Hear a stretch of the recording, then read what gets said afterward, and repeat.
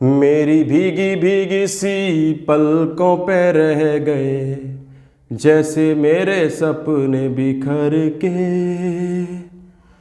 जले मन तेरा भी किसी के मिलन को, अनामिका तू भीतर से। कैसा लगा? अच्छा लगा? पूरा सुनोगे? चलो 4 लाइनें और पेश हैं। तुझे बिन जाने बिन पहचाने मैंने हृदय से लगाया, पर मेरे प्यार के बदले में तूने मुझको ये दिन दिखलाया। जैसे विरहा की रुत मैंने काटी, तड़प के आहें भर भर के। जले मन तेरा भी किसी के मिलन को, अनामिका तू भीतर से। चलिए दोस्तों, तो शुरुआत करते हैं आज इतिहास के बहुत ही महत्वपूर्ण एक चरण की। जी हाँ दोस्तों, हम बात कर रहे हैं मुगलों के पतन की। मुगलों का पतन 1707 से लेकर के 1857 तक के बारे में जो इतिहास के महत्वपूर्ण फैक्ट हैं, जो क्वेश्चन पेपर में पूछे जा सकते हैं, वो मैं आपके सामने लेकर के उपस्थित हूं। और बात करते हैं आज बेहतरीन से टॉपिक की। बहुत बेहतरीन से टॉपिक के बारे में बात करते हैं भाई। चलिए, जैसा कि दोस्तों आप जानते हो 1707 में मृत्यु हो जाती है औरंगजेब की, और औरंगजेब के बाद के समय को कहा जाता है कि उसके बाद मुगलों का पतन स्टार्ट हो गया था। 331 साल का जो शासन था मुगलों का, वो समाप्त हो जाता है। अब यहां पर कैसे होता है तो उसके बारे में आज हम चर्चा करेंगे भाई। देखिए, यहां से पतन होना स्टार्ट हो गया था। औरंगजेब तक सब कुछ सही चल रहा था। औरंगजेब जब मरा तो उसने अपना उत्तराधिकारी नहीं चुना। उसके 5 बेटे थे भाई। 5 बेटों में से 2 की मृत्यु तो औरंगजेब के समय पे ही हो जाती है, लेकिन जो 3 थे उन तीनों में क्या चलती है? फाइट होती है। सिंहासन के लिए लड़ाइयां चलती हैं, और लड़ाई में लास्ट में ये जो आपका मुअज्जम, ये सबसे छोटा लड़का था। किसका? आप कहोगे औरंगजेब का। मुअज्जम 63 साल की उम्र में ये बनता है राजा। ये बाकी दोनों भाइयों को अपने मार देता है, और फिर ये बनता है बादशाह। और इसका जो नाम पड़ता है, यानी कि जो उपाधि लेता है, वो लेता है बहादुर शाह फर्स्ट की उपाधि। कब लेता है? 1707 से 1707 में भाई। और ये 1712 तक करता है राज, पूरे 5 साल तक। क्या क्या करता है देखिए, आपको मैं बताता हूं। 63 साल की उम्र में तो इसको कहा जाता है बुजुर्ग, यानी कि वृद्ध शासक। ये बात आपको याद रखनी है भाई।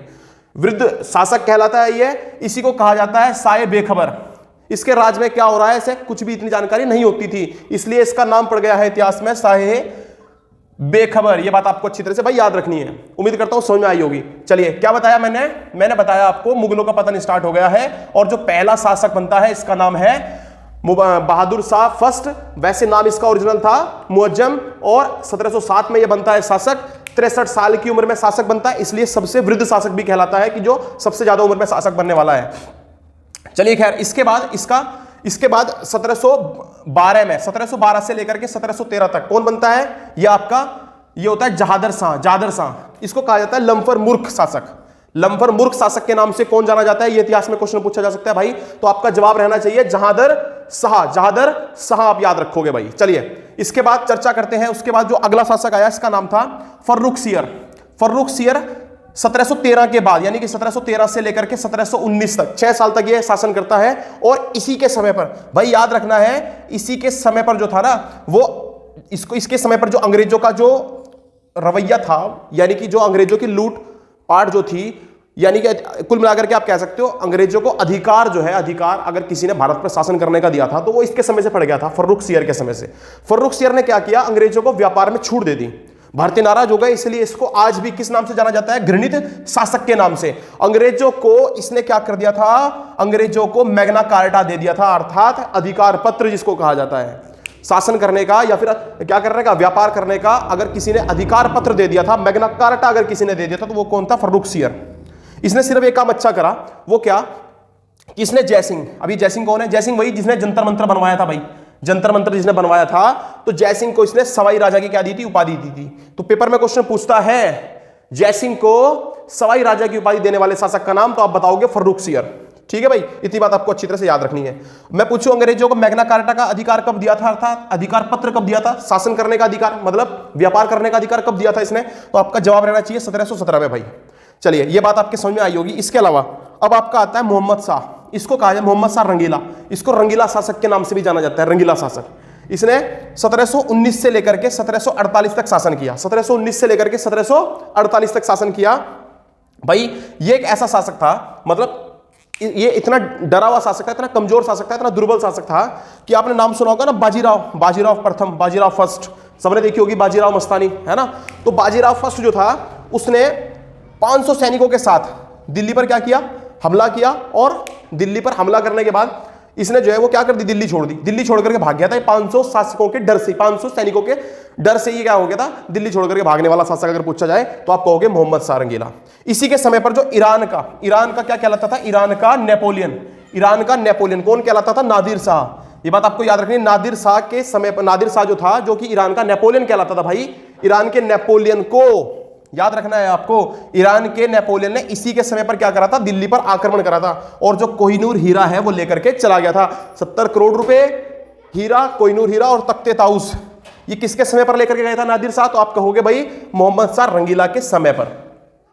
दोस्तों इतनी बात आपकी समझ में आई होगी। इसके बाद चर्चा करते हैं, आप कहोगे किसके बारे में। अच्छा एक बात और, इसी के समय पर क्या हो गया था कि जो छोटे छोटे राज्य थे, जैसे अवध था और भी बहुत सारे थे, जो छोटे छोटे राज्य हुआ करते थे, छोटे छोटे क्षेत्र थे, उन छोटे छोटे क्षेत्रों ने स्वतंत्रता पानी प्राप्त कर ली थी, अपने आप को स्वतंत्र कर लिया था, अलग कर लिया था भाई। दिल्ली सल्तनत से अलग अलग होते चले गए वो इसके अंडर से, ये कह सकते हो आप। तो भाई इतनी बात आपको अच्छी तरह से याद रखनी है। इसके बाद कौन आया, अहमद शाह।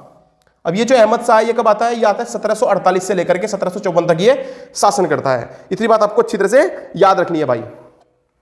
अच्छा जी, इसके बारे में ज्यादा कुछ नहीं है। फिर आता है आपका Alamgir second, Alamgir second. Alamgir second जो है ये 1754 से लेकर के 1759 तक क्या करता है, दिल्ली की गद्दी पर बैठता है। और दोस्तों इसी के समय पर हुआ था आपका प्लासी का युद्ध, ये आपने पढ़ा होगा। प्लासी का युद्ध कब हुआ था, 1757 में। जब मैं मॉडर्न हिस्ट्री पढ़ा रहा हूँ आपको तो वहां जाकर के आप देखोगे, इसके बारे में पूरी डिटेल से समझाऊंगा। फिलहाल जो है आपको याद रखना है आलमगीर सेकंड के समय पर कौन सा युद्ध हुआ था, प्लासी का युद्ध हुआ था भाई। चलिए इतनी बार आपके समझ में आई होगी। इसके बाद बात करते हैं शाह आलम, शाह आलम। अब ये जो शाह आलम है, शाह आलम ये क्या करता है, इसी के समय पर होता है भाई पानीपत का तीसरा युद्ध। कौन सा युद्ध, पानीपत का तीसरा युद्ध किसके समय पर हुआ था, शाह आलम के समय पर। इसके अलावा आप कहोगे बक्सर का जो युद्ध हुआ था ना, बक्सर का युद्ध 1764 में, जिसमें तीन जो थे वो आपके, तीन राजा जो थे वो किसके साथ लड़ते थे, तीन राजा जो थे वो। अच्छा दोस्तों आपको याद रखना है शाह आलम, शाह आलम के समय पर क्या हुआ था, शाह आलम जो था इसके समय पर पानीपत का तीसरा युद्ध हुआ शाह आलम के समय पर। और इसी के समय पर भाई हुआ बक्सर युद्ध जो कि 1764 में हुआ था। मॉडर्न हिस्ट्री में इसके बारे में भी हम डिटेल से बात कर रहे होंगे जब मैं आपको सारे के सारे युद्ध पढ़ा रहा हूंगा। इसके बाद अंग्रेजों से इलाहाबाद की संधि, इसने क्या करी थी, अंग्रेजों के साथ में इलाहाबाद की संधि कर ली थी। कब कर ली थी, 1765 में। ये बात आपको अच्छी तरह से याद रखनी है। कौन से युद्ध के बाद, आप कहोगे ये हुआ थी बक्सर के युद्ध के बाद। 1803 में ये अंग्रेजों के हाथ की क्या बन गया, कठपुतली, यानी कि जैसा अंग्रेज कहते थे वैसा ये करता था। तो इस प्रकार से 1806 तक ये रहा। 1806 में आपका आखिरी शासक, सेकंड लास्ट शासक जिसे कहा जाता है अकबर सेकंड।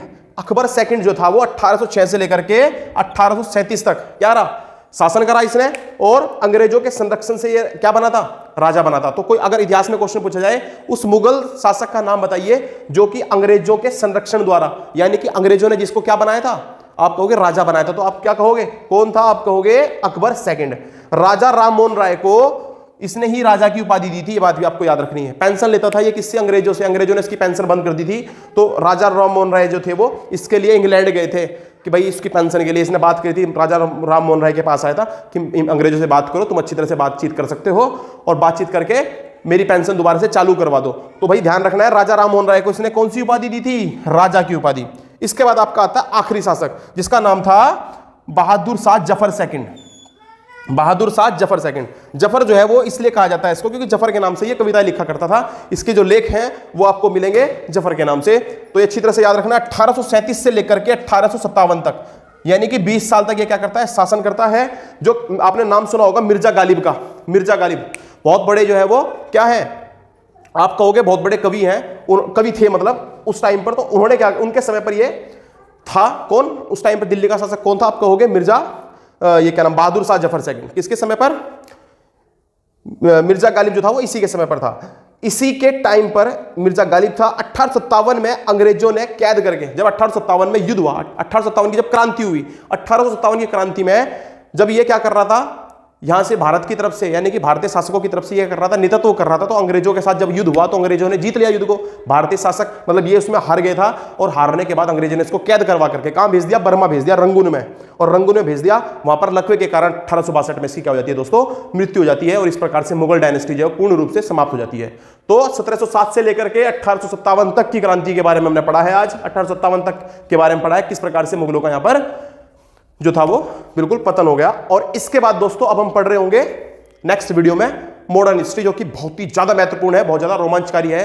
तो दोस्तों लाइक करें वीडियो को, शेयर करें, और बिल्कुल भी कमेंट करना मत भूलें। और जिन भाइयों ने अभी तक भी चैनल को सब्सक्राइब ना करा हो, उनसे मेरा नर्म निवेदन है कि भाई वो क्या करें, चैनल को सब्सक्राइब कर लें, और वीडियो को साथ साथ उन लोगों तक भी शेयर कर दिया करो जिन लोगों तक अभी तक ये वीडियो नहीं पहुंच पाई है, ताकि उनका भी कुछ ना कुछ बेनिफिट हो सके। भाई धन्यवाद, आज के लिए इतना काफी है।